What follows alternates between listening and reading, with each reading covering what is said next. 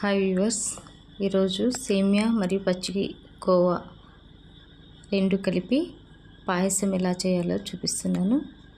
ఒక glass roasted సేమియా కోసం 4 గ్లాసెస్ ఆఫ్ వాటర్ బాయిల్ చేస్తున్నానండి. ఆ వాటర్లోకి బాయిల్ అవుతున్నప్పుడు ఒక గ్లాస్ సేమియా వేసి ఇలా గరిటెతో కలుపుతూ ఉండాలి. లమ్స్ ఏమీ ఫామ్ కాకుండా ఉంటుందండి. ఇలా కలిపిన తర్వాత కొంచెం బాయిల్ అవ్వడానికి టైం పడుతుంది. అలా కొద్దిసేపు బాయిల్ అవ్వనివ్వండి. బాయిల్ అవుతూ ఉండగా నెయ్యి వేసి బాగా కలపండి.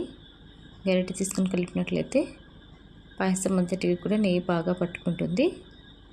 అలా బాగా గరిటె తీసుకొని ఒక 2-3 సార్లు కలపండి.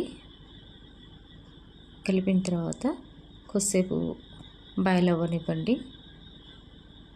దాదాపు 70% బాయిల్ అయిన తర్వాత ఒక గ్లాస్ సేమియాకి 1/2 గ్లాస్ షుగర్ వేస్తున్నాను నేనైతే. షుగర్ కూడా బాగా తొందరగా కరిగిపోయేలాగా ఇలాగ గరిటెతో కలుపుతూ ఉండాలి. చూస్తున్నారు కదా, అలా కలిపిన తర్వాత కొద్దిసేపు మరి బాయిల్ అవ్వనివ్వండి. అయిన తర్వాత పచ్చి కోవా తీసుకొని దాన్ని పొడి చేసుకోవాలి. పొడి చేసుకున్న తర్వాత పొడి చేసుకున్న కోవాని పాయసంలోకి వేయాలండి. అంతే. పాయసంలోకి పచ్చి కోవా వేసిన తర్వాత 1 or 2 minutes అంతేనండి. గరిటె తీసుకుని బాగా కలిసిపోయేలాగా కలపండి. బాగా ఇలా కలిపితే తొందరగా కలిసిపోతుంది. అంతేనండి, మన పచ్చి కోవా సేమియా పాయసం రెడీ అయిపోయింది. చాలా డెలీషియస్గా ఉంటుంది. ఒకసారి ట్రై చేసి చూడండి.